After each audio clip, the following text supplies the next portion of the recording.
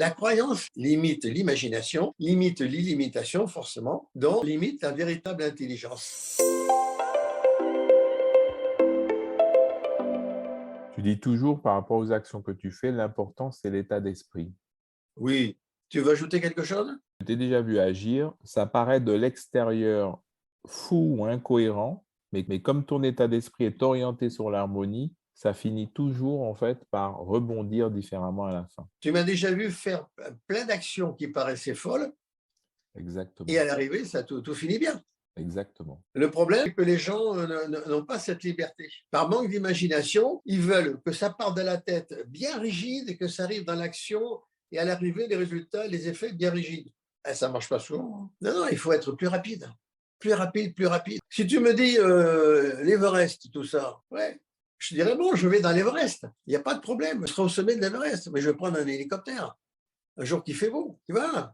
D'autres vont préparer des expéditions 10 ans à l'avance. Je m'en fiche, moi, de tout ça. C'est la simplicité. Restez dans la simplicité. Si vous restez dans la simplicité, vos pensées sont simples, à peu près justes, pareil dans les paroles, pareil dans les actions. Tu as dit à un moment, il faut réfuter vos opinions pour avoir des idées. Tu faisais référence à l'imagination. Les gens bloquent leur imagination à cause de leur croyance. Dès que vous avez une croyance qui est un peu forte, vous devez la réfuter. Vous devez trouver des arguments pour montrer non, c'est pas bon.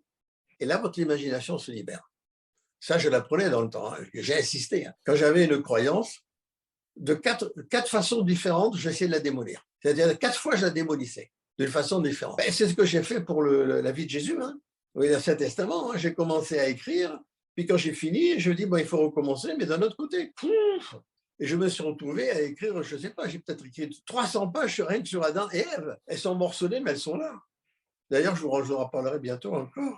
Oui, bien sûr. La croyance limite l'imagination, limite l'illimitation, forcément, donc limite la véritable intelligence. Et quand tu refutes tes propres croyances, tu es ouvert au monde entier. Sans quoi, ben, ton cerveau, il fonctionne comme sur des rails. Il fait le minimum d'efforts, hein. Tu as des croyances, ben, ça lui plaît, hein. Donc, PPR, il te ressort tes croyances, hein. Tandis que tu lui dis stop, je ne crois plus. Comment ça, tu ne crois plus? Non, je ne crois plus. Ben, attends, explique-moi, va dire le cerveau. Ben, tu sens les arguments. Ah bon, d'accord, ouais, c'est bien, il repart. Quand on parle de l'ego, c'est une chose. Moi, je parle du cerveau. C'est comme ça qu'on déconditionne son cerveau. Voilà. Je vais prendre un exemple très, très, très, très terre à terre. Je n'aurais pas peur d'aller dans une banlieue où on vend de la drogue avec une de mes Rolls. Je dirais au gars, je vous laisse la Rolls, elle est magnifique, tout ça, je reviens. Je le faisais dans le temps à Marseille avec d'autres voitures de luxe que j'avais. Je l'ai laissé à la porte d'Aix, mais tu es fou à la porte d'Aix. Je revenais, c'était impeccable. Mais si je crois que c'est parce qu'il y a un noir, un arabe, et un une sale tête et tout qui va faire du mal à ma voiture, ben, je vis plus, je ne vis plus.